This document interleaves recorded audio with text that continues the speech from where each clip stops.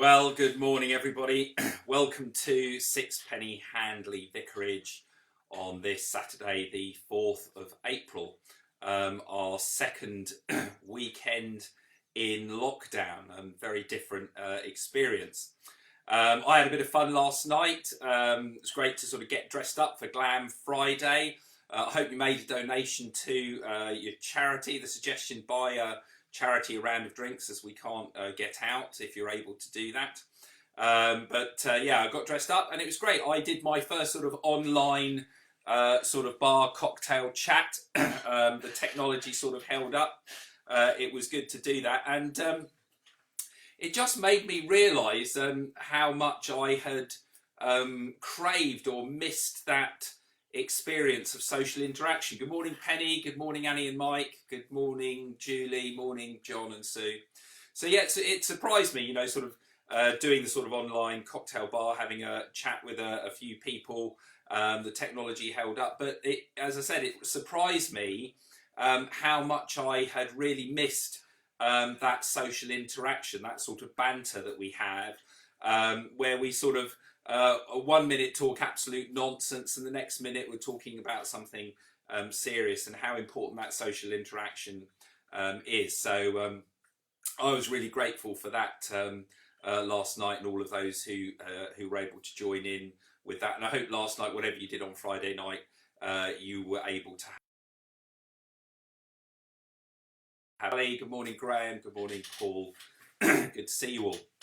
But here we are, it's Saturday, it's the weekend, and though it was a dull start this morning, the sun is beginning to shine, and I know our nation's leaders, our government, is hugely worried that 10 days in or more of lockdown is just going to be too much for us to cope with this weekend, and we are going to be heading off to places we really should be avoiding. And this, in a sense, has been elevated for me. I had a fabulous dream last night. I absolutely love the sea. I find the sea is a place where I recharge. I love to go there when it's very stormy. I love to go there when it's very still. There's something in the air. There's something about being able to look out at the horizon and that never comes to an end in that sort of sense. And last night I had a wonderful dream that I was walking by the coast with my camera. In the dream I could smell the sea air and I could hear the sea, and it was wonderful. And when I woke up this morning, I was firstly thankful for being given that dream. I do believe that God gives us dreams, and I was thankful for that dream, but it also made me realise how much I'm missing that, and how much really today, if I could have my own way, if I could just do my own thing, I would get in my car with my camera bag and I would head off to one of the coastal paths somewhere. But we can't. We can't do that because, not just because we've been told not to do it. I've never been one of those people who are good at doing things we've not been told to do. That normally doesn't work for me. The reason I'm not doing that is because I want to try and care for others, and I want to, in a sense, show some solidarity with those who aren't able and aren't going out, and also, in a sense, to try and reduce the risk of spreading this virus to other people. So that's my reasoning. But it's going to be tough these next 2 days. We're going to have to find creative ways of doing things over the weekend a bit differently. Now, some of us are lucky, we have got gardens and we maybe live in the countryside like we do here in Handley, and we are privileged enough that we can just step out of our front door and we can go for a walk. But also, I know I've got friends, I was chatting to them last night, who have got flats and they live in London, and it's a very different kettle of fish there. So we're going to have to be creative about what we do. And I thought maybe one of the things that we could do, in a sense, is to think about a friend that maybe we haven't had contact with for quite some time. I mean, even on social media, I find now it's, you look at the number of friends that you have on your sort of social media thing. I don't even I don't know what the count is. It's a ridiculous 1,000 friends. They're not really friends in that sense. They're acquaintances or people you've bumped into or that sort of thing. But in your life, maybe there are particular friends that you've had a closeness to, or maybe over the past couple of years, for some reason, you've lost contact with a friend. Maybe you had a disagreement or a falling out. And maybe this weekend, particularly as we're coming up to Easter and we think about the great sacrifice that Jesus made so that we could all receive God's forgiveness. Maybe today and tomorrow might be, think about that particular friend that you haven't had contact with for quite some time, and pick up the phone, send them a message or whatever, and start that conversation up again. That might be a way of doing it. But if you are lucky enough to be able to get out into gardens and such like today, then that's great. If you live in the town or the city, I hope you are able to at least get out for a walk and a bit of a fresh air, enjoying some social distancing. Who else has joined us? Good morning, Jenny. Good morning, Damien. Morning, Mary. Good morning, Tracy. Good morning, Lynn. Lovely to see you all. So yeah, as they say on, Who Wants to Be a Millionaire? Phone a friend today. If there's a friend that you haven't spoken to in quite some time, you've lost contact with, but you've got their contact details or you can contact them through social media, then send them a message and just say, how's it all going in this crazy world we live in at the moment. Now, of course, tomorrow is Palm Sunday, and I hope that as many of you as can will either join us live for our Palm Sunday family service or we'll stream in later on. As I said yesterday, the various sheets have been sent out. Thank you, Mike, for sending those out. If you haven't received these sheets and you would like to, if you send me an email at canonrick@icloud.com, that's CANONRICK@icloud.com, and just say you'd like to receive the news, St Mary's Church newsletters, I'll forward that on to Mike, who's our communications guru, and he will get those out to you. And it's got the order of service tomorrow. We are going to sing some hymns. We're going to sing 3 songs tomorrow. It's got the reading sheet, children's activity sheet, and a few other bits and pieces. I'm going to bless the palm crosses tomorrow morning, and then once we finish the service, I'm going to take a basket of palm crosses to St Rumbold's Pentridge and leave them in the porch there, and there'll be a basket of palm crosses in St Mary's Handley porch there. When you go on your daily constitution, if you want to go and pick up a palm cross, then please do so. But before you take it into your house, just give it a spray with some antibacterial thing or soap or whatever. Leave it for a few minutes and all will be well.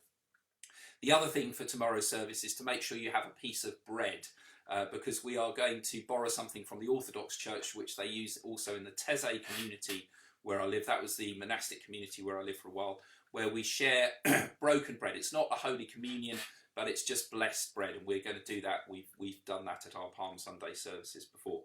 So I hope you'll be able to join us for that tomorrow at 10 o'clock. And then we move into Holy Week, and we've got various things on Holy Week, but I'll explain that on Monday morning, what we're going to be doing over Holy Week. Now, from my sort of book, today is a sort of an obscure saint's day, but I'm drawn towards him because he's a Spaniard. As some of you might know, I'm half Spanish. My mum's Spanish. In fact, my second name, believe it or not, is Manuel, which is a fabulous Spanish name. It's short for Emmanuel, and of course means God with us. It's actually quite a common name in Spain. However, when I was a youngster, I was about sort of 9 or 10, I think it was, and Fawlty Towers came onto the TV, a wonderful with John Cleese and such like. And of course they had the waiter from Barcelona there, Manuel. That caused me a lot of grief at school once people found out I was called Manuel, and people used to shout that at me and occasionally clip me around the back of the head. So I wasn't very pleased with the Spanish name then, but I'm quite proud of it now. Anyhow, today a Spanish saint of Saint Isidore, and he was a bishop and doctor of the church. He was a bishop of Sevilla in Spain, which is a beautiful city that I've been to several times. And what he did, I was particularly drawn to what he did, was that he had a real interest in helping young people to grow and develop. He set up educational systems. He set up systems so that young people could learn new skills and things like that. And of course, long time before the scouting movement, this was 601, 601 AD. But it just reminded me of the Scouts and everything that the Scouts do. And we are the best Scout group in the whole of Dorset down here in Handley. And I know there's some activities happening for our young people with the Scouts. And I think next week or the week after, I'll be doing the photography badge with our youngsters if they want to do them. So a big thumbs up and hooray to all our Scout leaders in and across Handley, and all of our young people too. I know that we'll be finding lots of creative ways to enjoy the weekend. That's one of the great things about being a Scout. We're never short of something to do and something to think about. And if you're not a Scout, if you haven't joined the Scouts yet, just because we're not meeting, I know we've got Skip on here as well, doesn't mean you can't become a Scout. So if you're interested in becoming a Scout and joining online, and then later on when this is all finished, you want to come along and join in the fun, then if you send me a message, I will pass your details on to Skip and Rob East and Skip, our leaders, and they will get in touch with you, because there's a whole programme of stuff we're trying to do online too. Good morning to a few other people. Morning Naomi, good morning Jenny, good morning Gordon, lovely to see you, and Penny. Anyhow, the Bible reading for Saint Isidore, who did a lot of work with young people in Spain, in Sevilla, is from Luke's Gospel. And I particularly like this one this morning. I'm going to share it with you. It's from Luke chapter 6, beginning to read at verse 43. Jesus said to his disciples, "There is no sound tree that produces rotten fruit, nor again a rotten tree that produces sound fruit. For every tree can be told by its own fruit. People do not pick figs from thorns, nor gather grapes from brambles. A good man draws what is good from the store of the goodness in his heart. A bad man draws what is bad from the store of badness. From a man's words flow out of what fills his heart." This is the word of the Lord. And that reading struck me because as I've sort of been surfing online and the internet and things like that, people post stuff up, and I think as this whole sort of lockdown really starts to encroach in on people, it can do two things. It can bring the best and the worst out of people. We see the best out of people in what our fantastic NHS staff are doing. Those who are turning up to hospitals this morning, putting themselves right at the front line and at risk. Those people are doing the best. They're the best of people. And also those people who are going out to work this morning so we can eat and have food. I know, my youngest, Ben, he's off to work down at our local NISA today, and he'll be there all day. Serving people and such like. So all of those people are supporting us. And I think as this lockdown comes, in a sense, things will bubble up inside us. And we will have to make choices, a bit like me not going down to the sea today, because that's where I'd really like to go. And we need to try and make sure that this pressure that comes upon us, rather than it bringing the worst out of us, it brings the best out of us.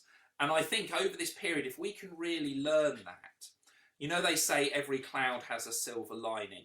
I wonder what people we will be like when this is over.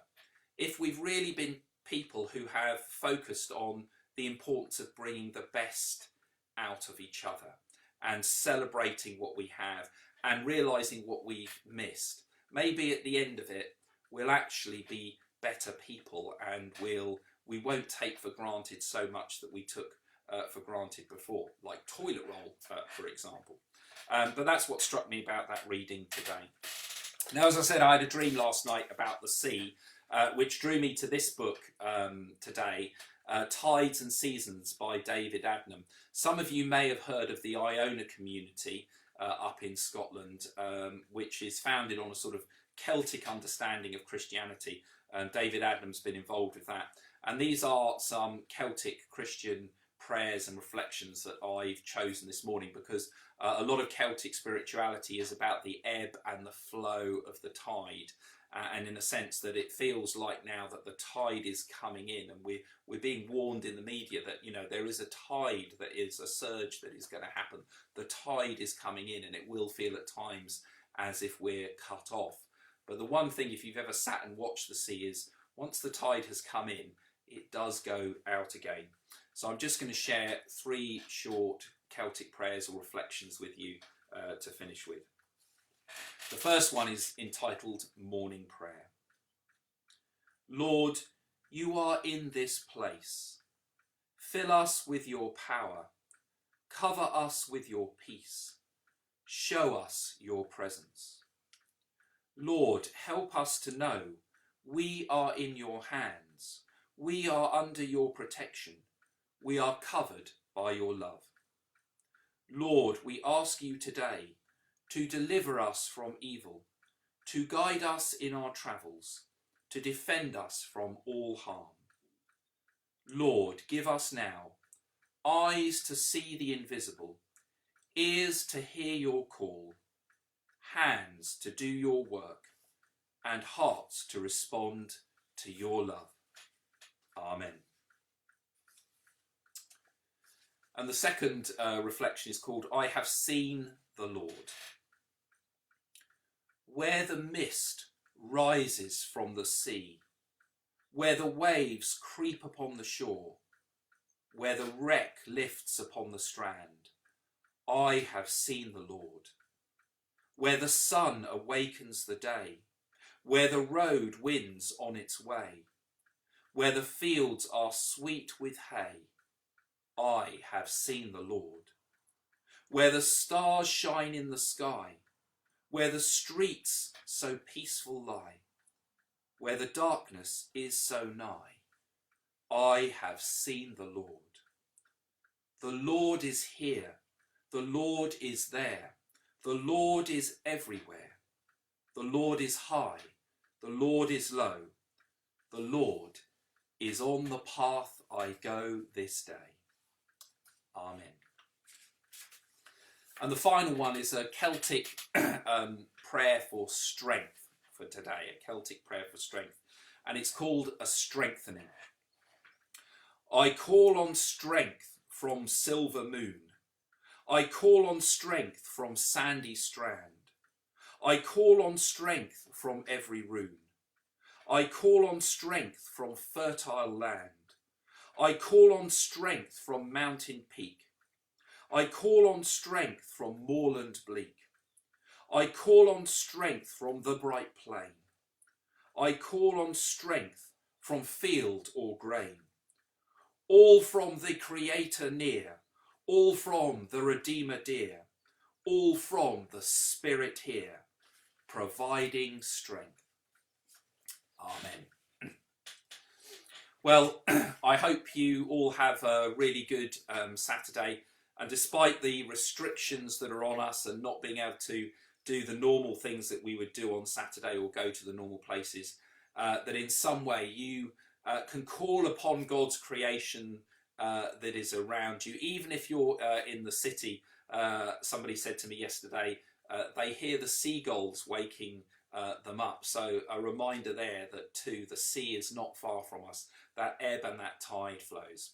So blessings to you all this day, and may God go with you on your journeys. Amen.